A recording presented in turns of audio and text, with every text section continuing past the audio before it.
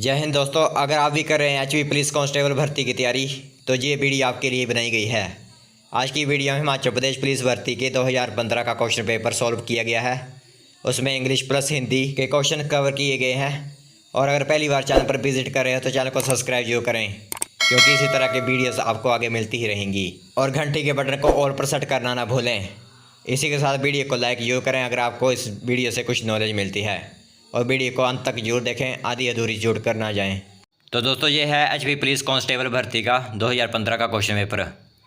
तो इसका सबसे पहला क्वेश्चन हमारे पास निकल कर आता है, when he was young he dash cross the river. तो इसके ऑप्शन दिए हुए हैं कैन, कुड, मे और शैल। तो आपका इसका राइट आंसर होता है तो आप कमेंट बॉक्स में बता सकते हैं। तो इसका राइट आंसर है option C, may. When he was young he may cross the river. तो अगला क्वेश्चन देखते हैं, he will not leave the place dash I come back. तो एक बार फिर से क्वेश्चन आ गया है। तो इसके ऑप्शन दिए हुए हैं अनटिल, बिकॉज, एज और ऑन।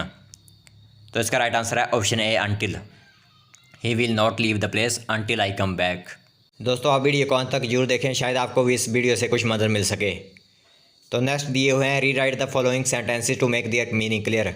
तो आप इसको जंबल वर्ड की तरह समझ सकते हैं। इन्होंने सेंटेंस दिया हुआ है और हमने इसको ठीक तरह से लिखना है। तो सेंटेंस दिया हुआ है, study is chemicals chemistry the of. तो इसके अलग अलग ऑप्शन दिए हुए हैं। तो इसका राइट आंसर आपको बता देता हूँ, ऑप्शन सी इसका राइट आंसर होगा। यानी इसका राइट आंसर होगा chemistry is the study of the chemicals. तो नेक्स्ट क्वेश्चन फोर्थ देख लेते हैं, basic elements 100 gold there are such as oxygen and.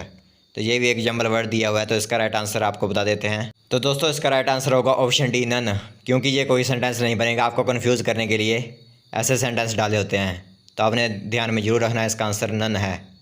Option D इस तरह के क्वेश्चन आ सकते हैं। तब नेक्स्ट फिफ्थ क्वेश्चन देख लेते हैं, विच इज़ करेक्ट। तो आपको इसमें सेंटेंस दिए हुए हैं, ऑप्शन दिए हुए हैं, I take tea every morning, take tea every morning, tea is taken by me every morning. और ऑप्शन डी है ए एंड सी। तो दोस्तों इसका राइट आंसर होगा option D, A and C. यानी I take tea every morning और tea is taken by me every morning. तो next question fifth हमारे पास निकल कर आता है, which one of them is correct. इसमें भी आपको करेक्ट सेंटेंस बताना है। तो सेंटेंस दिए हुए हैं, the examination had been passed by her pass the pass, she exam the pass, exam her pass. तो दोस्तों इसका राइट आंसर होगा option A, the examination has been passed by her. तो चलिए नेक्स्ट क्वेश्चन सेवंथ भी देख लेते हैं, change the sentence he does his duty to a negative one by taking the correct option. आपको इस सेंटेंस को नेगेटिव में बदलना है। तो आपको ऑप्शन दिए हुए हैं, option A duty not him, option B duty not done, option C he can not his duty, option D he does not do his duty. तो इसका राइट आंसर होगा option D, he does not do his duty. आपको negative में sentence में बदलना था, इसका right answer होगा he does not do his duty. तो next question, but will the future indefinite tense of I know him. तो आपको फ्यूचर इंडेफिनिट टेंस बताना है आई नो हिम का। तो आपके पास ऑप्शन दिए हुए हैं, I know him, option B भी I know him, I shall have known him और आई विल नो हिम। तो आपको पता ही होगा फ्यूचर इंडेफिनिट का क्या रूल होता है। फ्यूचर इंडेफिनिट में शैल और विल आता है। तो ही शी इट के साथ आता है शैल और आई वी के साथ आता है विल।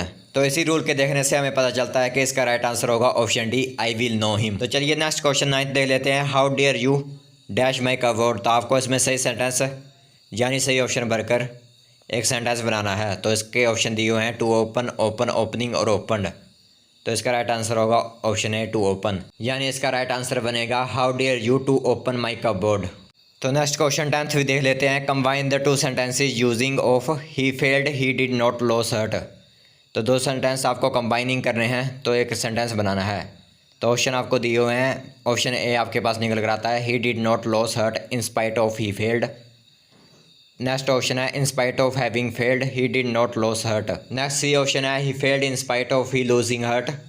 और ऑप्शन डी है, he failed in spite of he lost heart. तो दोस्तों इसका राइट आंसर होगा option C, he failed in spite of he losing heart. तो नेक्स्ट क्वेश्चन 11th निकल कर आता है, the plural of mouse is. तो आपको इसका प्लूरल बताना है माउस का।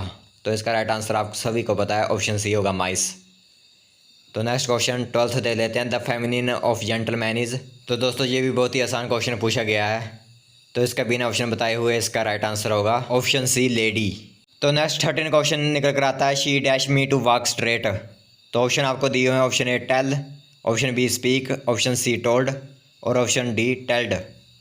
तो दोस्तों इसका राइट आंसर होगा ऑप्शन सी टोल्ड, यानी टेल इसका राइट आंसर नहीं हो सकता, स्पीक और टेल्ड भी नहीं हो सकता।